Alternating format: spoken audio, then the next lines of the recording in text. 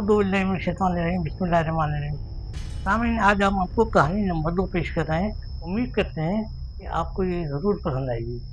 हाँ, तो आज की कहानी का उन्वान ये है, पंजाब के एक गाँव में बहुत पुरानी एक हवेली होती थी। अच्छा, उसमें एक फैमिली रहा करती थी उस हवेली के अंदर।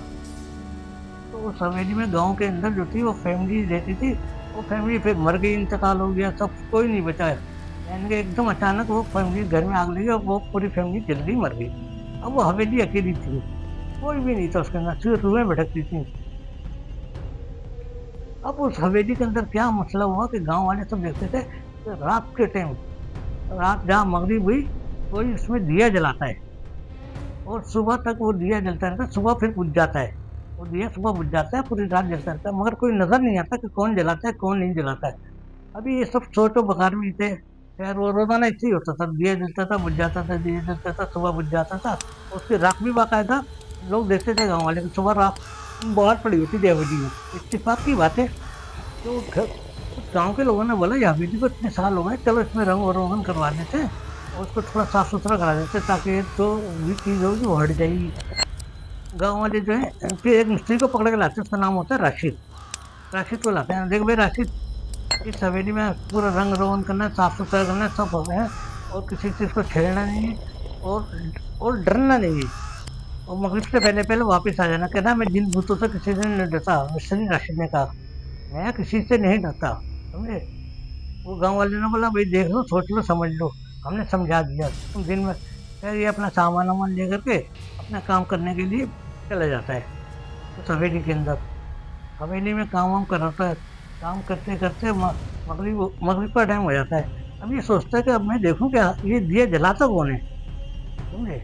अब वो जो है देखता रहता है दिया कौन जलाता है। तो देखता है कि एक कोई बूढ़ी सी औरत होती है, चेहरा जला हुआ सा होता है, उसकी आंखों लाल अंगारी जैसी आंखें होती हैं।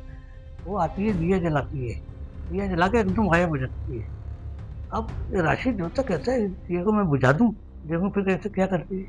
फिर उसको थोड़ी देर के बाद ये क्या करता है राशिद, वो दिए को बुझा देता है, जो काम करने आया था दिए को बुझा देता है। वो दिया जो है बुझ जाता है। जब बुझ जाता है तो अंधेरा गुम हो जाता है। तो वो डायन मुझसे के अंदर आती है, तो मेरा दिया किसने बुझाया है, कौन है वो, किसने बुझाया है। तो वो जब आती है तो ये क्या करता है, अपना लाइटें जलाता है, लाइटें जला के रोशनी करता है। तो वो देखता है कि कोई सुर्ख आंखों वाली औरत है, वो बड़े बड़े दांत हैं और अजीब सी डायन जैसी शक्ल है और बहुत डरावनी है। उसने राशिद को देखा तो राशिद को डराया उसने कि तुमने दिया कैसे बुझाया, देखो तुमने मेरा दिया बुझाया, मैं तुम्हारी रोशनी छीन लूंगी। उसने क्या करा, उसके लाइटर की रोशनी छीन ली, इससे रोशनी होती थी लाइटर से, वो छीन ली, वो लाइटर अंधेरा ग्रुप हो गया। अब वो उसने खैर डायन ने अपने फिर दोबारा दिया जलाया, कहना, अगर अब के तुमने इसको छेड़ा तो मैं तुम्हें जो है हमेशा के लिए भस्म कर दूंगी, जला के भस्म कर दूंगी, डायन ने कहा।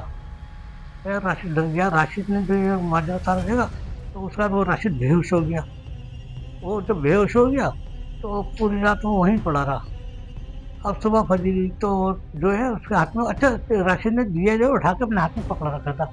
अच्छा, वो जो थी, जब वो डायन जो थी ना, अब वो आई घबरा के, उसने बोला, दिया किसने, उसके हाथ से लगे, मैं दिया देखा तो राशिद के हाथ में था और उसकी राख भी बाहर पड़ी हुई राशिद के हाथ।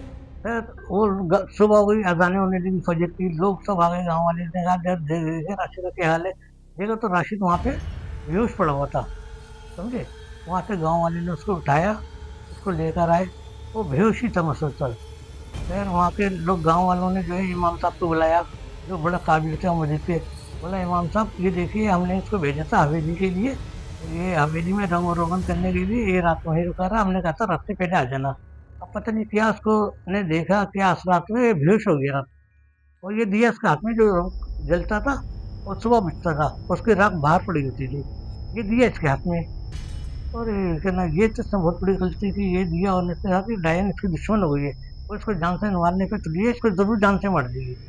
तो कहना, गाँव वाले, कहना, कुछ हो सकता है इसका बचाव बचाव का तरीका। कहना, हाँ हो सकता है, क्यों नहीं हो सकता है। आप ऐसा करें, एक मसला था, मस्जिद में वो जान नमाज मंगवाई और एक काला बकरा मंगवाया उन्होंने, काला बकरा मौलवी साहब ने मंगवाया। तो अब इन्होंने बोला, उन्होंने एक हाथा बांध दिया, वो बकरे को भी पास बांध दिया, काले बकरे को पास बांध दिया। अब वो काला बकरा जो था वो बंधा हुआ था और गोल दायरे का हाथा बनाया, तो क्या देखती है थोड़ी देर में मौलवी साहब ने पढ़ना तोड़ना शुरू की, तो डाइन चीखती चिल्लाती आती है, किसने मुझे याद किया है, कौन है, बड़े डरावनी आवाज़ निकालती, दहशतनाक इसमें खौफनाक आवाज़ निकलती है। तो मौलवी साहब पढ़ते तो परवाही नहीं करते, कुछ भी करें कुछ भी करें, वो पढ़ते तो वो डाइन उनको हर तरह से डराने की कोशिश कहती है, बात सुन, तूने राशिद को जो हमारे इसको मिस्त्री को जो बेहोश किया है, इसको होश मिला, इसके ऊपर से उतर जा, और साहब बात सुन, ये काला बकरा तेरे नाम पे दे रहे हैं तुझे सस्ते में, तू उसकी जान का सस्ता दे दे, उसकी जान बख्श दे, ये हम तुमसे वादा करते हैं। अब ये तुम्हें कभी नहीं सताएगा राशिद, ना आएगा तुम्हारी तरफ, तुम इसे माफ़ कर दो। वो डायन कहती है, नहीं मैं नहीं करूँगी, इसने मेरे दिए को ये किया है वो किया है, हज़ारों बातें बनाने लगी। फिर मौलवी साहब भी पढ़ सके, तू नहीं करेगी तो उससे मौलवी साहब ने कुछ पढ़ के उसके ऊपर फूका, तो वो चीख मारी है उसने। मैंने अच्छा मौलवी साहब मैं जा रही जाने, खुदा के लिए मुझे माफ़ कर दो। कहना ये बकरा दे और यहाँ से चली जा फ़ौरन, और उसकी जान को बख्शिश कर दे। उन्होंने उसकी जान की बख्शिश करने के लिए बकरा लेकर वो डायन गायब हो गई। फिर मौलवी साहब ने पढ़ा राशिद के ऊपर, और राशिद भी थोड़ी देर में होश में आ गया, यानी जान नहीं गई तो जान बच गई। तो इस तरह ये कहानी इख्तिताम को होती, और फिर तौबा कीजिए, कोई हवेली की तरफ जाने की ज़रूरत ही नहीं करता था। वो उसमें दिया आज भी जलता है और जलता रहता है, पता नहीं कब तक चलेगा जलता नहीं। ये कहानी हमारी इख्तिताम को होती। उम्मीद करते हैं इंशाल्लाह ये आपको ज़रूर पसंद आएगी। उम्मीद करता हूँ आप हमारे दुआओं में याद रखें। अल्लाह ताला आपको सेहत दे, तंदुरुस्ती दे, खुश रहें, आबाद रहें आप। अल्लाह हाफ़िज़।